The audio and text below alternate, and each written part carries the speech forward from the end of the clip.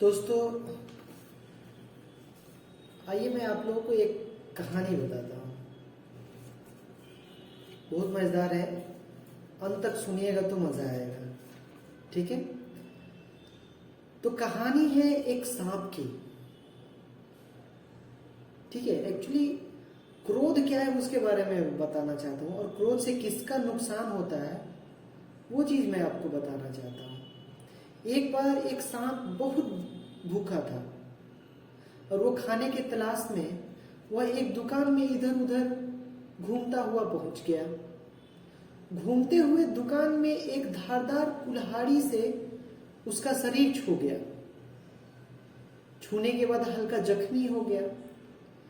जख्मी हो गया तो उसको बहुत क्रोध आया और वह बदले की भावना में पागल होकर कुल्हाड़ी को डसता है, जिससे कि उसकी दांतें टूट जाती हैं और उसका मुंह से खून निकलने लगता है। इसके बाद वह और जख्मी हो जाता है और अत्यधिक क्रोधित हो जाता है। अत्यधिक क्रोधित होता है जब दूसरी बार, तो कुल्हाड़ी से लिपट कर उसको नागफांस लगाने की कोशिश करता है, और नागफांस लगाते वक्त में उसका शरीर और जख्मी हो जाता है और शरीर से इतना खून गिरता है कि उसकी जान चली जाती है और वह मर जाता है। तो अब इसमें शिक्षा क्या है, सबसे इंपॉर्टेंट है। इस कहानी का उद्देश्य में आपको समझ में आएगा शिक्षा क्या है। एक्चुअली शिक्षा नंबर 1 की बात करें तो जरूरी नहीं है कि आपको हर बात पे प्रतिक्रिया दिया जाए या फिर प्रतिक्रिया दें।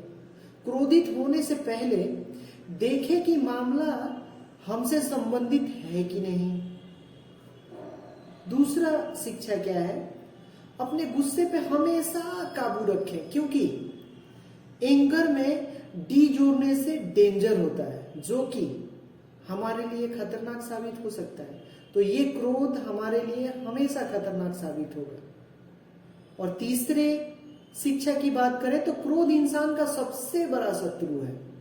इससे वश में रखना बहुत ही जरूरी है। इस पे काबू रखना, इसको वश में रखना बहुत इंपॉर्टेंट है। और बात करें हम लोग चौथे शिक्षा की, तो कभी कभी हम भी गुस्से में आग बबूला होकर दूसरे को नुकसान करना चाहते हैं और खुद का नुकसान कर बैठते हैं।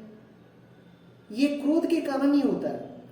पांचवा नुकसान की हम लोग पांचवा शिक्षा की बात करें तो इसमें शिक्षा नहीं, उस सांप के बारे में बताना चाहता हूं कि सांप किसी और की वजह से नहीं मरा, बल्कि खुद के क्रोध के कारण मरा। इसलिए आप लोगों से रिक्वेस्ट है कि अपने क्रोध को काबू में रखें और एक अच्छी जिंदगी व्यतीत करने की कोशिश करें।